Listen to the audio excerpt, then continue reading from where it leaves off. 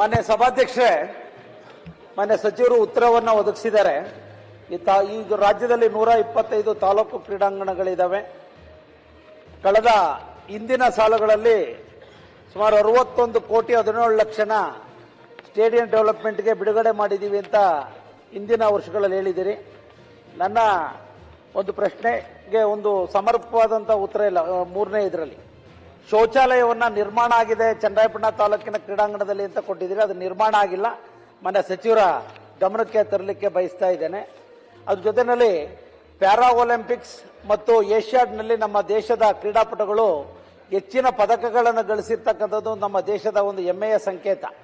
ಆ ನಿಟ್ಟಿನಲ್ಲಿ ಸುಸಜ್ಜಿತವಾದಂಥ ಕ್ರೀಡಾಂಗಣಗಳನ್ನು ನಿರ್ಮಾಣ ಮಾಡುವಂಥದ್ದು ಸರ್ಕಾರದ ಮಹತ್ವವಾದಂಥ ಜವಾಬ್ದಾರಿ ಇದೆ. ಬಹುಶಃ ನಾವು ಚನ್ನರಾಯಪಟ್ಟಣ ಸ್ಟೇಡಿಯಂಗೂ ಕೂಡ ಹೆಚ್ಚಿನ ಅನುದಾನಕ್ಕೆ ಪ್ರಸ್ತಾವನೆಯನ್ನ ಕಳಿಸ್ಕೊಟ್ಟಿದ್ದೇವೆ. ಅದಕ್ಕೆ ತಮ್ಮ ಉತ್ತರ ಲಭ್ಯತೆ ಆಧಾರದ ಮೇಲೆ ಅಂತ ತಾವು ನೀಡಿದಿರಿ. ಅದರ ಜೊತೆಗೆ 23-24ನೇ ಆರ್ಥಿಕ ವರ್ಷ ಈಗಾಗಲೇ ಡಿಸೆಂಬರ್ ತಿಂಗಳಲ್ಲಿದ್ದೇವೆ. ಇನ್ನು ಮಾರ್ಚ್ ಒಳಗಡೆ ಈ ವರ್ಷ ಮುಗಿಯುವಂತ ಸಂದರ್ಭ ಇದೆ. ಎಷ್ಟು ಅನುದಾನ ಕ್ರೀಡಾ ಇಲಾಖೆನಲ್ಲಿ ಈ ಕ್ರೀಡಾಂಗಣಗಳ ಅಭಿವೃದ್ಧಿಗೆ ನಿಗದಿಯಾಗಿದೆ, ಅದಕ್ಕೆ ಯಾವ ರೀತಿ ಸಹಕಾರ ಮಾಡ್ತೀರಿ ಅನ್ನೋದನ್ನ ಹೇಳಬೇಕು ಅಂತ ನಾನು ತಮ್ಮಲ್ಲಿ ಮನವಿ ಮಾಡ್ತೇನೆ.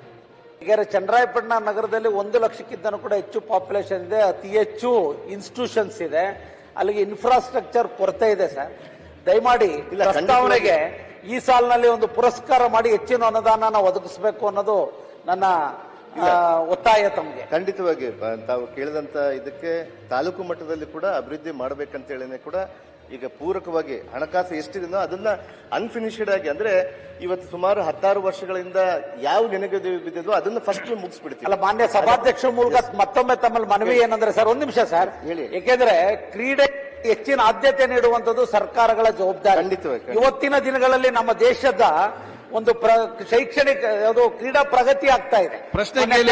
ತಡ್ರಿ ಸರ್, ದಯಮಾಡಿ ಮಾನ್ಯ ಸಭಾಧ್ಯಕ್ಷ, ದಯಮಾಡಿ ಮಾನ್ಯ ಮುಖ್ಯಮಂತ್ರಿಗಳಿಗೆ ಹೇಳಿ ಈ ಆರ್ಥಿಕ ವರ್ಷದಲ್ಲಿ ಹೆಚ್ಚಿನ ಅನುದಾನವನ್ನ ತಂದು ಇನ್ಫ್ರಾಸ್ಟ್ರಕ್ಚರ್ ಡೆವಲಪ್ಮೆಂಟ್ಗೆ ಸ್ಟೇಡಿಯಂಗಳಿಗೆ ಅನುದಾನ ಬಿಡುಗಡೆ ಮಾಡಿ ಅನ್ನೋದು ನನ್ನ ಒತ್ತಾಯ ಸರ್. ಖಂಡಿತ.